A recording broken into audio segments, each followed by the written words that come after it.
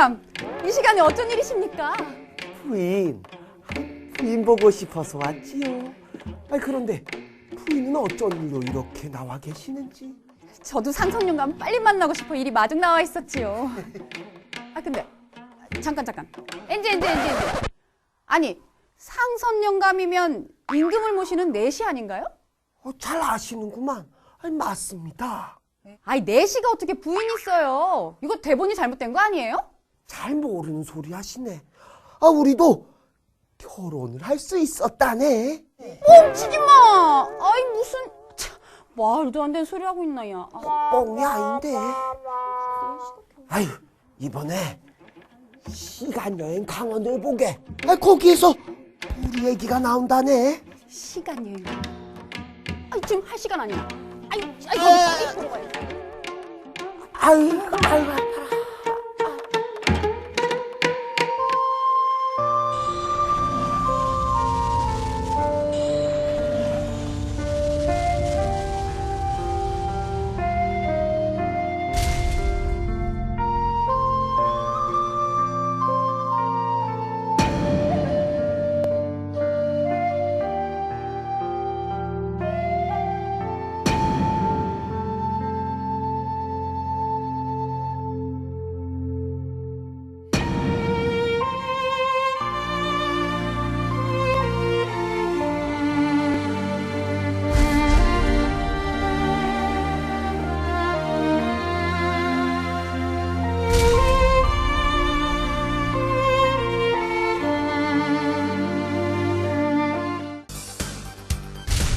시간여행 강원 이번 주 출연자를 소개합니다. 구수한 입담으로 강원의 역사를 풀어낸다. 시간여행 강원의 멘토 강원대학교 김풍기 교수. 궁녀와 내시 전문가 내관의 삶을 이야기하다. 박상진 박사. 목조 지장보살 좌상에 담긴 360년 애달픈 사랑 알리기에 나섰다. 속초 보광사 성문 스님. 한국을 너무나 사랑하는 귀여운 수다꾼, 파란 눈의 한국인 가톨릭 관동대학교 최다미 강사와 함께합니다. 내시 또는 환관 또는 내관 이런 표현들 우리는 많이 듣고 써왔습니다. 이 내시라는 개념과 또 내시의 사랑 이야기라고 하면 더욱더 생소하실 텐데요. 오늘 시간여행 강원에서는 바로 이 내시와 내시의 사랑 이야기가 주제입니다. 궁금하신 점들을 오늘 하나하나 풀어드릴 텐데 먼저 이 내시라는 개념부터 좀 알아야 될 것 같습니다. 내시, 내관, 환관 이렇게 호칭들이 많지 않습니까? 네. 어떤 개념으로 우리가 좀 이해를 해야 될까요? 네. 한자로 이제 풀어보면은 네네. 안내자 모실 시자란 말이죠. 네. 그래서 안에서 궁중 안에서 왕실 가족을 모시는 사람 내시. 이런 뜻인데 네. 우리가 승정원 승지들은 공식적인 그 비서관이라고 하면은 네. 내시들은 왕의 수족을 가 같은 역할을 하는 네. 사설 비서관과 같은 역할을 했다. 그런데 이제 사실은 내시라면은 이제 내시 후손들은 상당히 어감적으로 부정적인 어감으로 받아들이는데 네. 내관으로 부르기를 좋아하는데요. 그렇군요. 이제 그 내관과 환관은 관리라는 그런 네. 의미가 좀 강하고요. 그런데 사실은 이제 고려 때 내시원이라고 해서 문과에 급제한 그 명문가의 자제들이 네. 그 겸직으로 무관 겸 내시, 네. 대장군 겸 내시 이렇게 근무를 했었는데 그것이 이제 나중에 내시들이 문관이 자제가 들어가던 게 무관도 들어가고 네. 내시도 들어가고 하다 보니까 나중에 이제 내시부를 고려 말엽에 공민왕 때 이제 내시부를 두게 됐을 예. 때에 이게 이제 그 환관부서죠 그때는. 네. 그러니까 이제 의미가 완전히 그때부터는 조선의 내시라고 하면 환관을 의미하게 되죠. 예, 거기서 예. 혼란을 오게 됩니다. 그럼 이 내시라는 표현을 우리가 한다고 했을 때 오늘 우리가 내시라는 표현을 함께 쓴다고 했을 때 절대로 그걸 폄하한다는 어떤 느낌은 아니고 더 오히려 광의로. 더 자랑스러운 거죠. 그렇죠, 그렇죠. 예. 그럼 내시 또는 내관이라는 표현으로 오늘 함께 버무려 쓰겠습니다. 그런데 우리나라에 역사적으로 그럼 내시는 언제부터 등장합니까?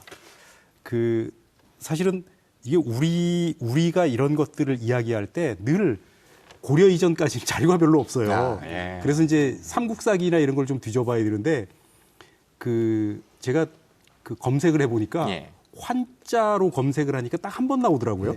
그래서 그 내용을 보니까 그게 우리가 이야기하는 내시의 개념에 딱 맞는 인물이 거기 네. 이제 등장하는데 그런 걸 보면 아마 삼국시대에도 예, 분명히 있을 겁니다. 예. 예. 흥도광 때죠. 최초로. 예. 그때 이제 그 12월조인가요? 이제 거기에 나오는데 아마 거기에 그렇게 기록이 나올 정도면 아마 그 이전부터 있었다고 봐야 되겠죠. 우리가 증거는 없지만. 예. 예, 그러다가 이제 중국 같은 경우에는 뭐 이미 뭐 많이 알려졌습니다만 네. 갑골문 같은 데도 이제 그런 흔적들이 보이고 하기 때문에 예. 굉장히 오래됐을 거라고 추정은 하는데 우리는 어쨌든 이제 그게 삼국사기에 나오는 그 사례가 첫 사례입니다. 자, 여러분 그 내시 또는 내관 그리고 아까 제가 말씀드린 대로 내시와 사랑 이야기가 이제 역사적으로 타임캡슐처럼 우리에게 전해진 이야기가 있습니다. 자, 강원도와 관련돼 있다고 제가 아까 잠깐 힌트를 드렸는데요. 관련된 자료 화면을 보시고 또 얘기 드리겠습니다.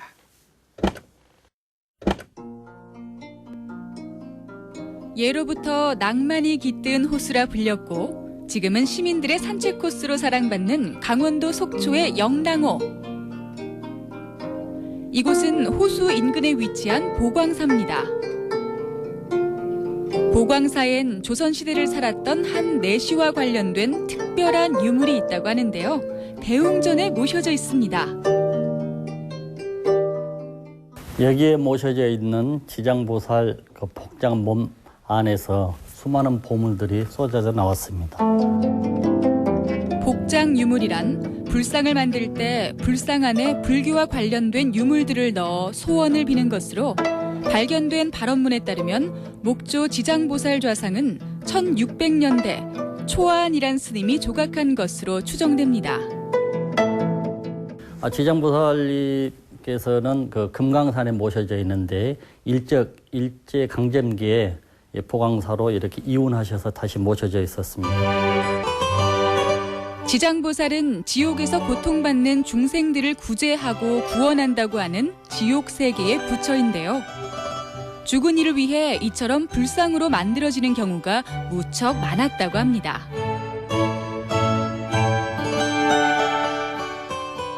능엄경, 그다음 묘법연합관 20여 점의 많은 문화적 가치가 있는 그 보물들이 쏟아져 나왔죠. 실제 목조 지장보살 좌상은 현재 문화재로 신청을 하고 따로 보관 중인 상태. 대웅전에 있는 것은 실제와 똑같이 새롭게 제작된 작품이죠.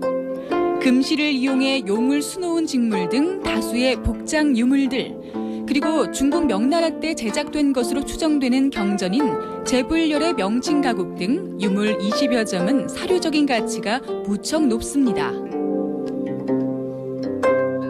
목재가 얼마나 오래되신가 것을 의뢰를 했거든요. 의뢰가 1500년대, 1600년대의 목재입니다. 그러면은 그 속에 있는 복장물이 이렇게 있으면은 어떻게 될 것이냐. 그래서 동북아 불교미술연구소에 제가 의뢰를 했죠. 의뢰를 하다 보니까 거기에 대한 그 내용과 조성된 내용과 또 수많은 이 보물 문화적 가치가 이렇게 한풀어 쏟아져 나온 것이죠. 이러한 보물들을 품고 있었던 목조 지장보살 좌상은 내시 나업과 그의 부인인 한씨의 사랑이 담긴 타임캡슐이기도 합니다. 내시이자 남편인 숙록대부 나업이 세상을 뜨자 부인 한씨가 그의 극락왕생을 바라며 내세에서 다시 만나길 염원했던 발문이 발견됐기 때문이죠. 지장보살님은 그 지옥에 고통받는 중생들을 극락으로 인도하시는 분이거든요. 그래서 그 나업이란 한씨 내시 내관의 부인이 자기 남편을 위해서 지장보살을 조성하셔서 극락왕생을 기원하고 다음 생에도 영원한 사랑을 약속했던 그런 내용의 그 부처님이십니다. 남편 나업을 향한 청주 한씨의 애틋한 사연이 담겨 있는 속초 보광사 목조 지장보살 좌상. 불상 내부에 봉안돼 있던 복장 유물들이 상당히 진귀한 작품이었던 것으로 미뤄보아 청주 한씨가 이 불상을 만드는데 얼마나 공을 들였을지 짐작이 갑니다.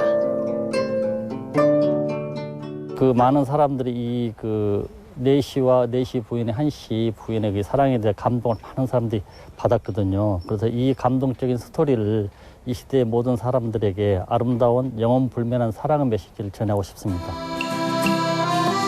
속초 보광사 목조 지장보살 좌상은 당시 내시들도 가정을 이루고 부부간의 지극한 사랑을 나눴음을 단적으로 보여주는 아름다운 사랑의 타임캡슐이었습니다.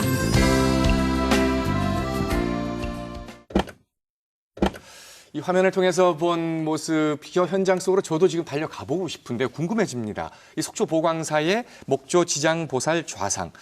이게 누가 언제 만들었을까요, 스님? 한 400년 전에 말이죠. 네. 그 내시 부인이 자기 남편의 어떤 극락왕생을 빌기 위해서 초안이란 스님이 이거 조각을 하신 겁니다. 예. 조성을 했다 그러는데요. 이게 이제 당시 시인이 이 부처님을 지장보살님을 조성하는 것은 당신의 남편과 자기의 내세 후반에도 영원한 사랑을 약속하는 그런 어떤 내용이라고 함께 할 수가 있죠. 예. 아, 이게 저 사랑 이야기, 이게 수백 년 전의 아름다운 사랑 이야기 그러면 이 드라마를 보다가도 멋있어요. 눈물이 흐르는데 이렇게 이야기를 들어도 이렇게 갑자기 좋아하시는 것 같은데. 저는 왜 옛 선조들의 사랑 이야기만 나오면 이렇게 뭉클해질까요? 근데 그 우리가 흔히 복장 유물이라고 그러지 않습니까? 예. 예, 불상에 이렇게 이 배에서 이렇게 나오는. 네. 일단 이번엔 이 목조 지장보살 좌상에서는 어떤 것들이 나왔습니까? 이 사리통, 또 후렴통, 또 경전 네. 이렇게 이제 적나라하게 그 시대상이 1400년도부터 현대가 600년까지 그 내용이 함축되고 다 들어 있습니다. 부처님이 조성된 것은 1600년도인데요. 네. 이 1400년대 중국 황제가 보낸 책도 이렇게 들어 있고, 그리고 1500년대 그 유물 또 우리 석두사 간행물 능엄경이 들어 있고, 예. 또 1600년대 그 내용이 지금 들어 있고, 또 1700년대 그 개금한 내용이 들어 있고, 그래서 지금 이게 한 복장 부처님 그 내용 그 복장 안에 네. 이렇게 역사적인 타임캡슐을 400년까지 이어온다는 것은 예. 제가 봤을 때 이게 처음인 것 같아요. 그러네요. 예를 들어서 지금 오늘 우리가 새로 불상을 만드는데 한 200~300년 전 것도 같이 이렇게 넣는 거죠. 그렇죠. 예. 멋있죠. 직접 좀 보고 싶은데. 그 많은 복장 유물들 중에 어쨌든 이 불상을 어떻게 왜 만들었는지를 적어놓은 발원문도 들어있었어요. 발원문 들어있습니다. 예. 네. 이거 뭐라고 적혀 있습니까? 일단 이제 궁금해지네요. 그 발원문 같은 경우는 네. 이제 왜 이 불상을 조성하는지 네. 이제 그런 내용을 쓰게 돼 있습니다. 네. 그래서 내가 이런 그 불상을 조성함으로써 내가 뭘 소원하는지 이제 이런 내용을 쓰게 돼 있거든요. 그런데 거기에 보면 네. 일단 지장보살이라고 하는 이 부처님이 지장보살은 그 지옥에서 고통받는 중생들을 내가 다 구제하기 전까지는 결코 부처가 되지 않겠다. 이렇게 네. 서원을 세운 분이에요. 예. 그래서 아마 그 절에 가시면은 많은 분들이 그냥 스쳐 지나가지만 그 지장보살님의 특징이 하나 있습니다. 네. 머리가 녹색입니다. 예. 그래서 아마 어디서나 이제 머리 그렇게 이제 표시를 하기 때문에 네. 어느 절에 가서도 지장보살님은 금방 알아보실 수가 있어요. 예. 그러니까 스님, 민머리. 그러니까 스님 모양의 네. 초록색으로. 예, 초록색으로 이렇게 민머리를 네. 표시를 했어요. 그래서 그렇군요. 이제 그래서 그 내가 지옥에 떨어져서 그 고통받더라도 지장보살의 명호를 한 번만 부르면 언제든지 달려와서 나를 끄집어내주는 예. 그런 분입니다. 그러니까 아무래도 돌아가신 분을 위해서 지장보살님이 네. 정말 필요한 이런 존재지 않습니까? 그래서 내가 지장보살님의 힘을 빌어서 네. 세상을 떠난 내 남편 이제 그 나업이라고 네. 하는 이 내시 그 우리 남편의 이제 명복을 비는 극락왕생을 비는 거죠. 예. 그러면서 제가 그 나온 발언문 중에 네. 이런 게 굉장히 그 인상적이더라고요. 네. 뭐라고 돼 있냐면 이제 한문으로 돼 있긴 하지만 번역을 하면 이렇습니다. 한 씨가 이제 그 아내입니다. 네. 아내가 한 씨인데 한 씨는 엎드려 남편인 숭록대부 나업을 위하여 극락에 가셔서 환생하여 함께 아미타 부처님을 배웁게 되기를 빕니다. 이렇게 이야기한 걸 보면 예. 정말 세상을 떠난 남편에 대한 사랑 또 그리움 뭐 이런 것들이 내세에도 이어지기를 원하면서 이 바로문을 여기다 넣은 거죠. 예. 그 내용 속에 연관된 것은 뭐냐면요. 네. 현세의 염원이 있거든요. 우리는 자 현세에 살 것이냐 좋은데 천상에 살 것이냐 천상에 살 것이다 그러지만은 그래도 현세가 좋다 그러죠. 그 속에는 당신이 다음 생에 태어나서 우리 지구상에서 여기 이 땅에서 다시 함께 살 수 있는 그런 사랑을 하자는 그 염원이 들었다는 메시지가 전해져 있다고. 그렇죠. 그런 게 감동적이잖아요. 예. 아유, 그렇죠. 참. 네. 아니, 근데 이 불상이 그 금강산 안양암에서 처음 만들어졌다. 뭐 이런 내용들도 지금. 그렇습니다. 네. 네, 네. 아니, 근데 발견된 건 지금 속초 보광사잖아요. 네. 금강산과 네. 그 속초 보광사는 지금 그 영랑호 그렇죠. 옆이지 않습니까? 예. 이게 저 걸어서 가도 금강산까지 꽤 많이 날들 아, 거리인데. 금강이니까. 그러니까 이렇게 생각하시면 예, 예. 돼요. 우리가 금강산을 북한에 있는 금강산만 이렇게 생각하는데요. 지금 고성을 이렇게 진부령을 넘어오잖아요. 네. 그럼 진부령 이렇게 고개를 넘어갔자 미시령으로 오고요. 그러면 진부령 그 후에는요. 그 내금강산이라고 그래요. 아, 그래서 예. 고성 건봉사를 그냥 금강산 건봉사라 그러고 네. 거기에 넘어서 지금 미시령 그 옆에 있는 화암사가 지금 현대의 산내 암자가 안양암이라는 것이 있었습니다. 예. 아, 그래서 그게 바로 이제 보광사가 오게 된 연유는 1900약 35년 전 35년 4년 뭐 몇 년인지 모르는데 네. 약 그 사이에 비가 많이 왔어요. 네. 비가 많이 와갖고 이게 해체가 돼 수몰이 됐죠. 네. 그러니까 그때 당시 일제치하에서는 종교를 제약을 했잖아요. 예. 교회, 뭐 절 제약을 했거든요. 그러니까 그것을 이 안양암이 소멸이 됐으니까 우리가 새로운 것을 이전에 짓겠습니다. 이 얘기를 하는 거예요. 아니면 안 지어주죠. 네. 그래서 속초 지금 영랑호 있는 데서 포계당이를 개설해서 보광사라고 예. 이렇게 이름을 해서 그 지장보살님을 이렇게 모셔왔는데 네. 우리가 여기에는 전부 다 지금 뭡니까? 수복지구라고 했나 북한 땅이에요. 수복지구라고. 그렇죠. 이 사람들이 관광을 못 하는데요. 그러다 보니까 전쟁이 많이 나고 참화 속에서 모든 유물이 소실이 돼 버렸는데 적은 지장보살님이니까 안고 이렇게 숨겨 왔던 거예요. 예. 그래서 그게 지금 이렇게 남아있는 400년 스토리가 타임캡슐로 정확하게 지금 재현되고 있죠. 좀. 아유, 이게 저 만약에 전쟁이나 이런 참화 속에 저 잃어버렸으면 우리가 지금 이런 얘기 못 하는 거 아닙니까? 그렇죠. 이 스토리도 우리가 모른 채 그냥 그럼요. 지나가는 거고. 네. 지금 이 스토리에 나오는 그 뭉클해질 정도의 이 사랑의 주인공, 이 남편인 나업에 대해서 박상진 박사님이 좀 소개를 해 주십시오. 네. 나업은 이제 1596년 네. 그러니까 선조 29년에 나주나식 그 집안에서 태어나서 네. 그 아버지가 이제 그 나응기라고 해서 영돌령부사의 정직을 받은 사람이고요. 그 어머니는 또 이제 평상 김씨인데 정경 부인이죠. 네. 그래서 이쪽에 태어났다가 내관 집안에 양자로 가게 되는데 그분이 바로 그 선조 피난 갈 때 87명 중에서 내관이 24명이 호송공인에 책록이 되는데 이렇게 따라간 분들 네. 그 중에 이제 최은순이라는 내관이 계시거든요.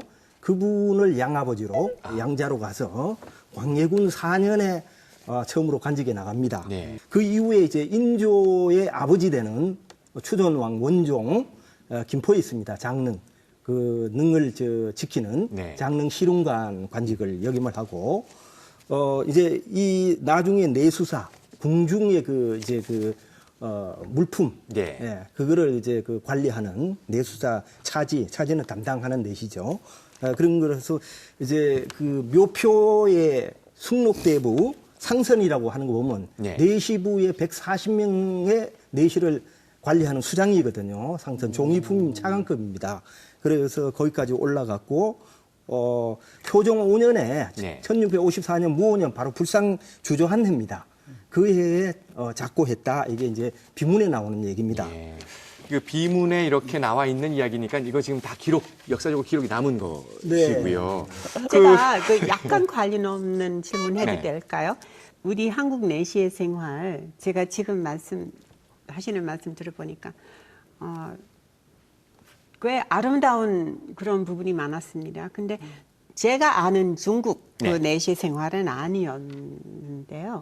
그 비교한다면은 가장 큰 차이가 뭐가 있을까요? 그 중국 제도하고 우리 한국의 제도는. 이제 우리 그 아시아에서는 한국, 중국, 일본에 없었고요. 네. 일본 없었습니까? 베트남이 있었습니다. 없었어요? 그건 재밌네요. 일본은 황제가 왕이 아니고 쇼군 장군이기 네, 때문에 네. 공문 무단전쟁. 방법으로 있었을 것 같아요. 왠지. 네, 그런데 중국에는 이제 공식적으로 내관의 결혼을 허용을 안 했습니다. 네. 그리고 그러니까. 이제 우리나라 같은 경우 허용한 거는 사실 그 왕실에 대한 노고에 대한 보답이죠.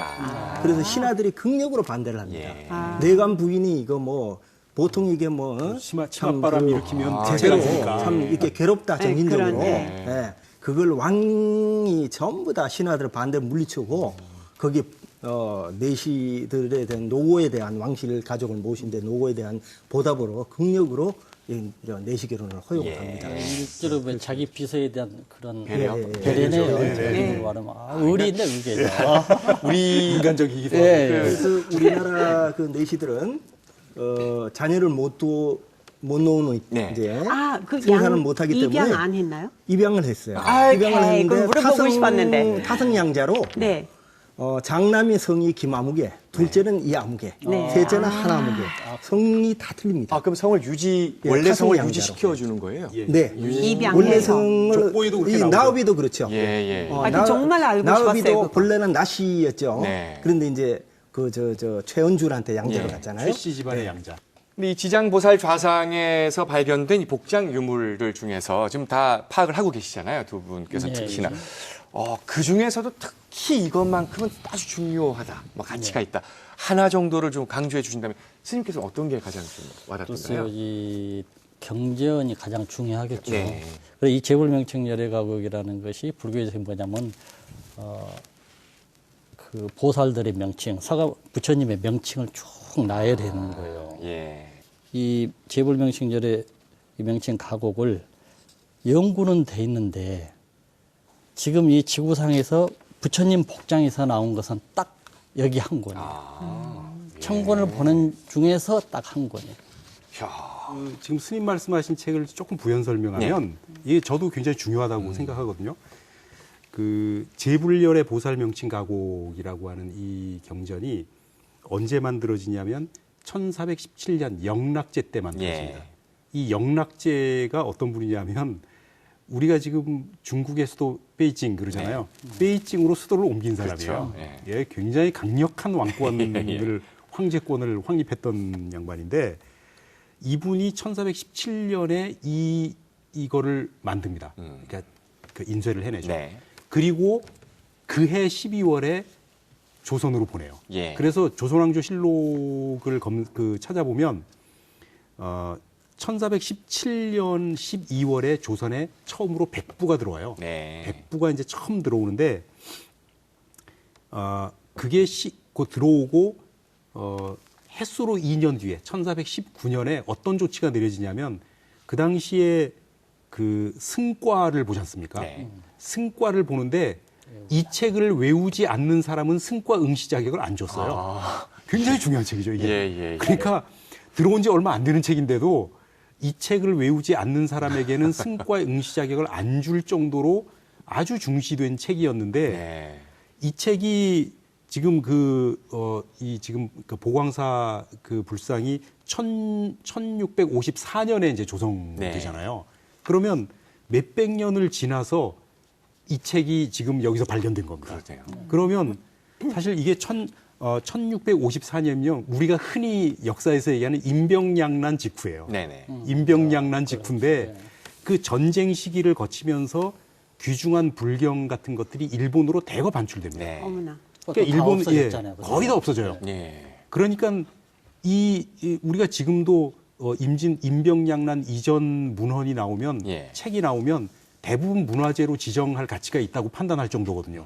그러니까 그 당시에도 굉장히 귀했을 거란 말이에요. 예, 그렇죠. 그러니까 그 남편의 명복을 빌기 위해서 정말 어렵게 이런 책들을 구하는 겁니다.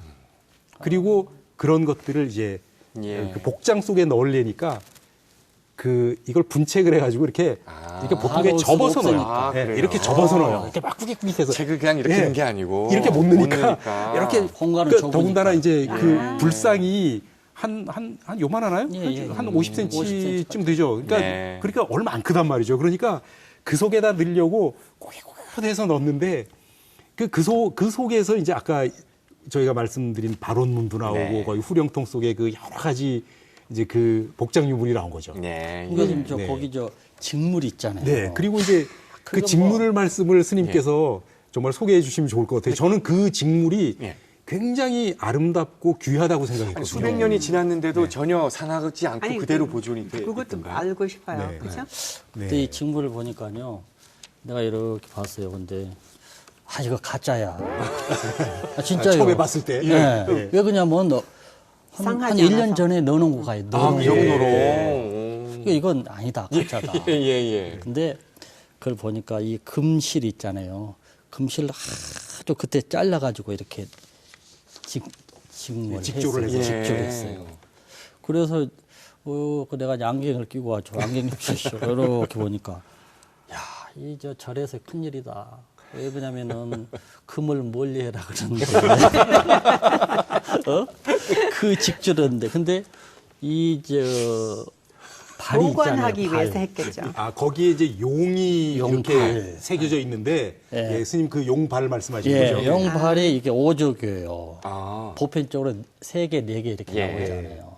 그래서 이게선 황실이나 왕실에서 물론 사대부도 했겠지만은 거기에서 이렇게 정말 그 적지만 짜서 직조해서 그것을 부처님 복장에 예. 이게 아까 그 한시 부인이란 분이 그런 거를 관여돼 있으니까 어렵게 구해서 정말 고귀한 것을 그것은 그때 당시 명예의 상징이었잖아요. 그렇죠. 지금 자꾸 말씀드릴 때마다 그걸 오늘 여기 안고 왔으면 좋겠다는 함부로 그렇게 할 수 없으니까 하여튼 그 안타까운데. 남편의 극락 왕생을 위해서 네. 외국 서적까지 그러니까요. 금실까지 좋은 거나 하여튼 부처님께 최대한 대로 이제 생각해 그 올린 외국 거예요. 서적이네. 예, 외국 서적. 그냥 뭐야 수입한 나는 그 영락자지가 보면 그쪽이라 생각했는데 그러니까 그렇게 소중한 상품만 것들을 올리는 거죠. 뭐 후손들에게 그냥 이렇게 보관해서 전해줄 수도 있는데 그걸 이렇게 바칠 정도였으니까 얼마나 이게 모든 걸 다 바치는 사람. 간절했죠. 그렇죠? 극락왕. 예, 예. 정말 그것을 생각하면 가슴이요 스님이지만은 네. 뭐라고 제가 좀 문학가였으면 좋겠어요. 예, 예. 얼마 전에 바로 이 주인공인 나업과 한시 부인의 묘가 이제 발견됐습니다. 그 현장을 저희가 다녀왔습니다. 함께 가보시죠. 이른 새벽 강원도 강릉을 출발한 시간여행 강원 제작진. 오늘의 목적지는 경기도 양주입니다. 경기도 양주는 예로부터 내시들의 묘가 많이 발견됐던 고장이죠. 양주 장면 삼상리는 마지막 내시들이 살았고 내시 묘역이 또 많이 분포한 그런 지역입니다. 특히 이곳에는 주목할 만한 묘 한 기가 있는데요. 조선 선조 때 울릉군으로 책봉됐던 내시 이무의 묘가 바로 이곳에 자리하고 있습니다. 이분은 그 임진왜란 때 선조가 의주로 피난 갈 때 호성공신에 책록된 내시 24분 중에서 한 분이신 울릉군 이무라는 분의 묘역이 되겠습니다. 그런데 우리나라에서 두 번째로 공신 내시 공신 초상화가 발견된 주인공입니다. 1592년 임진왜란이 일어나자 선조는 의주로 피신을 하는데요. 이때 내시 이무는 임금을 호종, 즉 보호하며 따라갑니다. 난이 끝난 뒤 호종공신이다 해서 울릉군에 봉해지고 후에 숙록 대부에까지 오른 인물이죠. 근데 이분이 이제 임진왜란 때 또 의병을 일으켜서 내시로서는 아주 특별하게 장군으로 활약을 했는데요. 곽재우 의병장과 같이 이렇게 싸우기도 했었죠. 이무의 묘로부터 얼마 떨어지지 않은 곳에 오늘의 주인공 나업의 묘로 판명된 묘가 서 있습니다. 그런데 후손이 끊겨 그동안 제대로 된 관리를 받지 못해 안타깝게도 풀과 나무가 우거져 있었고 조금은 서글픈 모습으로 방치된 상태입니다.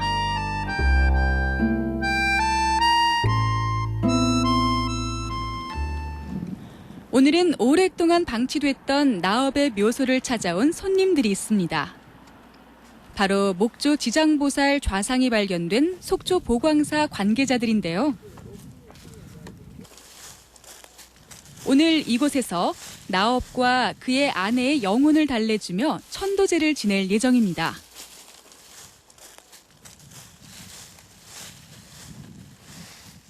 여기 우리 보광사에 있는 지장보살님을 조성하신 그 내시의 부인인데요. 또 그분 두 분들이 여기 묻혀 있기 때문에 한 2년 전인가 이렇게 다시 우리가 이 묘소를 찾아서 지금 360년 만에 이렇게 오는 겁니다. 지난 2014년 초 전쟁 유적 답사단이 청주 한씨 집안의 묘소를 조사하다 숲을 우거진 외딴 곳에서 우연히 발견한 나업의 묘.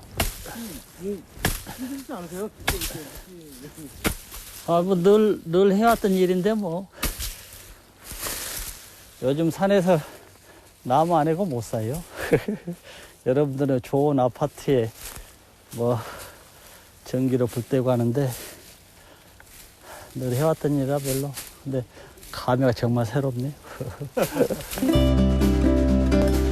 어느새 말끔하게 정돈된 묘소. 이제 부부의 천도제를 지낼 차례입니다. 360여 년 시간이 흐르는 동안 이곳을 찾는 이도 사라졌지만 부부의 사연이 담긴 목조 지장보살 좌상이 발견됨으로써 새로운 인연이 다시금 시작됐습니다.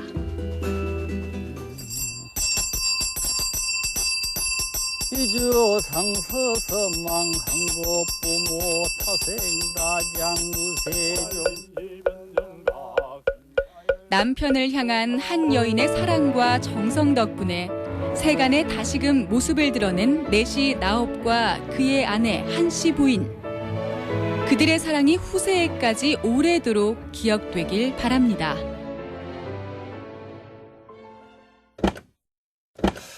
아마 많은 분들이 궁금해하실 겁니다. 우리가 내시, 내관 이런 표현들이나 또 그런 역할들을 드라마나 영화 속에서 많이 보기도 하고 또 역사책을 통해서 우리가 접하기도 하는데요. 또 역사적으로 그렇게 유명한 내시나 내관들의 인물을 뭐 한국사나 중국사에서 우리가 볼 수도 있고요.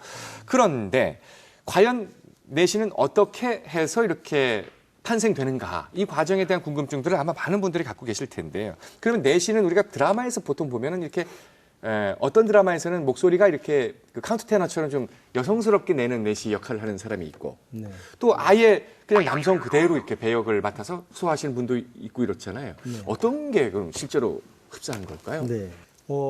내시 시술 과정을 보면은 네. 중국 같은 경우는 그 남근과 네. 음낭 부분을 둘 다 제거를 했다. 아예. 그런데 예. 우리나라 같은 경우는 결혼 제도를 허용했다고 그랬죠. 네. 그렇기 때문에 아무래도 좀 너무 그렇게 가혹하게 할 수가 없으니까는 남근 부분은 그대로 두고 임신만 안 되게 네. 음낭 부분만 제거를 했다. 그 음낭 부분만 제거했다는 것이 연상군 10년에 이거를 가끔 내관들은 신체 검사를 합니다. 네. 그런데 이제 가짜 넷이 김세필이라는 사람이 예. 적발이 돼갖고 처벌이 됩니다. 그런데 이때 남아있었던 게 뭐냐 하면은 음신이 남아있었다.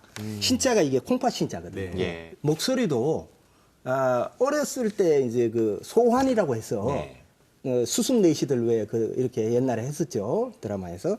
그러니까 어린 내시라고 했고 어린 환관이라고 예. 소환이라고 그러는데 그런 어렸을 때는 시술을 하면 수염이 나기 전에 목소리가 여성하고 똑같습니다. 네. 그리고 그 다음에 이제 뭐 또 나오겠지만 이 내시들은 어떤 사람들이 되느냐? 대부분이 이제 그 신분이 사대부들은 거의 안 되고 평민입니다. 네. 그리고 이제 함흥의 관노가 연려실 기술에 보면은 이경익의 연려실 기술에 보면은 함흥의 관노가 고관의 행차가 화려한 걸 보고서 자기가 내관이 되려고 네. 스스로 이렇게 제거를 예. 했죠. 그래서 그걸 자궁이라 그럽니다. 스스로 이제 예. 수술을 하는 거를.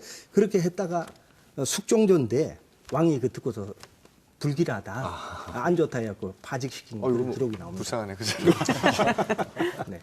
근데 서양에서는 글쎄 한국하고 약간 차이가 있다 하면은 예. 그 서양 내시는 특별히 교회나 오페라에서 쓰는 경우에는 네. 성춘기 전에 그 수술했어요. 애가 변성기도 오기 전에 예. 그냥. 근데 이 목 기관이 예. 그래도 남성이에요.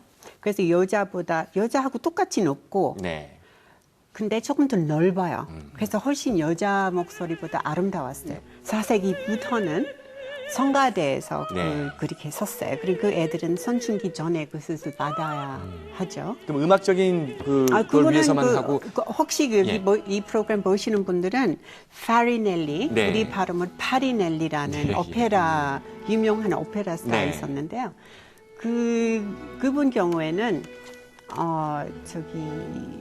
굉장히 인기가 많았고 굉장히 그 목소리가 굉장했나 봐요. 예. 그래서 그 녹음한 거 없어서 그 참 안타까워요. 그렇죠. 네, 그런데 그 오페라에서는 17세기 때부터 섰거든요.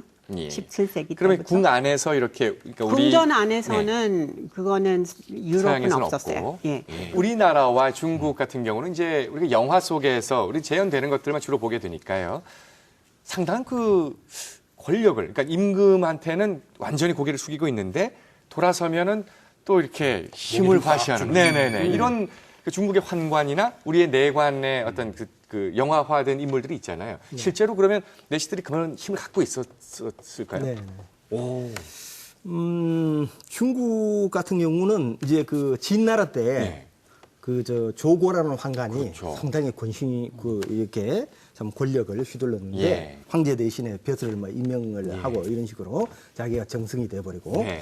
그렇게 이제 되고 그 명나라 때만 해도 위충현이라는 그런 황관이 있었는데 이 사람이 상당히 그 권력을 휘둘렀죠. 그래서 폐해가 심했는데 자기가 살아있는데 자기 사당을 예. 생사당이라고 그러죠. 그걸 이렇게 살아있는데 하고. 사당을 네, 주고? 사당을 그렇게 건립을 했고 그 다음에 왕의 유모를 자기 부인으로 삼았고 그 다음에 황제는 우리가 만세라고 그러죠. 예. 우리 옛날은 어떻습니까? 천세. 천세인데 왕의 천세 살아라 이거예요. 우리 일반인들은 백세 살고. 예. 그런데 위충년이가 자기는 만세라는 말은 참아 못하고 구천세라고 부르죠. 모든 게 구천세의 공로입니다. 오랑캐를 묻히는 것도 이거는 뭐 그 장군이 아니고 네. 구천세의 공로입니다. 이렇게 다 아부를 했으니까. 우리가 영화 같은 거 보면 중국 영화 보다 보면 동창 뭐 이런 거 많이 나오지 않습니까?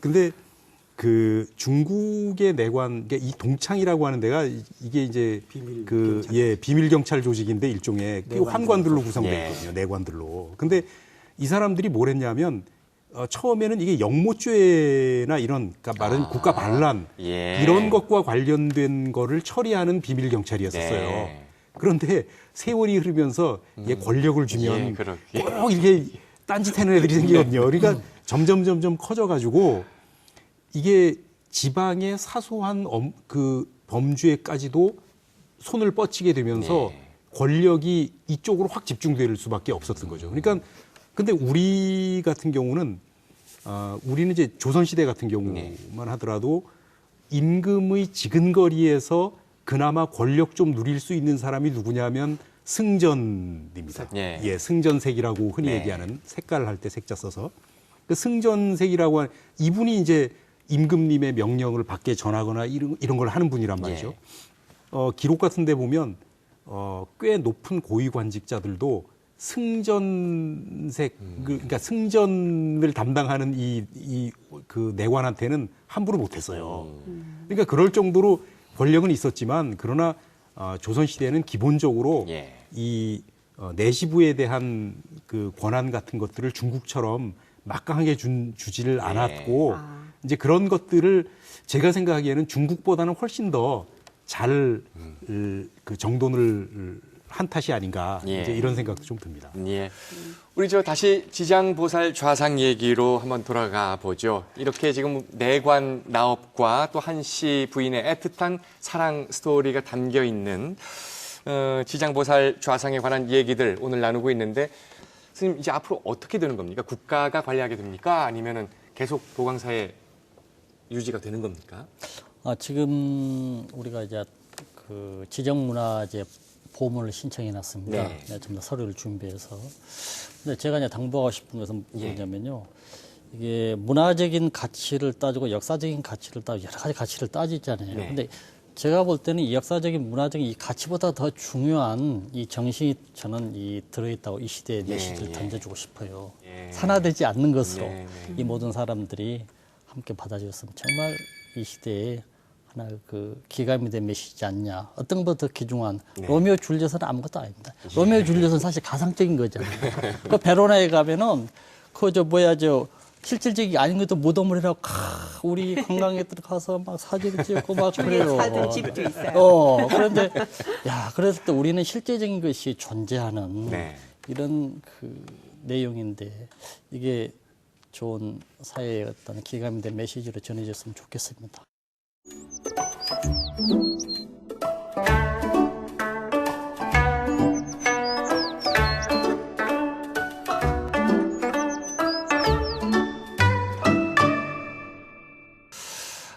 오늘 시간여행 강원 마지막 가정은 사실 그 어떤 사랑 이야기를 좀 하고 싶었으나 오늘 가정은 내시와 관련된 가정을 해보려고 합니다. 지금까지 나왔던 드라마나 역사 속에 그 네 분이 지금 내가 배우라면이라는 가정 속에 어떤 멋있게 이렇게 칼도 잘 쓰는 내관도 그린 적이 있고요. 영화나 이런 데서 또 이렇게 멋진 배우가 연기했던 경우들도 있고 그렇거든요. 박상진 박사께서는 워낙 내시 또 전문가시니까 많은 관련된 영화나 드라마 보셨을 거 아니에요. 네. 그 중에 한 명의 역할을 해보고 싶다면 어느 드라마, 어느 아직 영화? 그 드라마가 안 된 그 내시입니다. 아직 네. 그런데 상당히 충신 내시인데 네네. 우리가 이제 우리 그 역사상의 충신 내시 하면은 연산군 때 김처선을 누구든지 네. 다 이렇게 알고 있을 겁니다. 그런데 사실 김처선 같은 경우는 그야말로 그 처용무라는 이제 왕이 직접 춤을 췄다 해서 그거를 술을 먹고 입거를 해서 오늘은 바른 말을 해야 되겠다. 네. 그래서 아주 각오하고 들어가서 그런 말을 해서 결국에는 죽임을 당하여서 결국에는 호랑이한테 그 시신을 주죠. 예. 네, 그런데 저는 이제 김처선이 아니고 김순손이라는 네. 충신내시가 김순손. 연산군 때 있었습니다. 네. 이분은 이제 그 당시에 그 성종의 상이었거든요. 3년상. 네.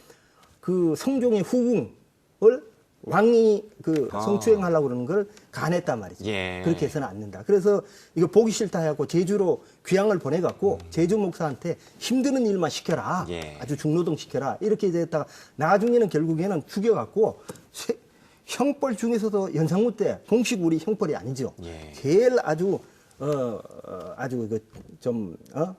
지독한 형벌이죠. 네. 쇄골표풍이라고 그래서 이 뼈를 가루를 만들어 갖고 강건으로 이렇게 뿌린 예, 겁니다. 예. 강에다가 그런 아주 극형을 이렇게 했죠. 얼마나 네. 미웠으면 그 정도로 했겠어요. 그런데 그 중종조에 삼강행실도라는 게 있습니다.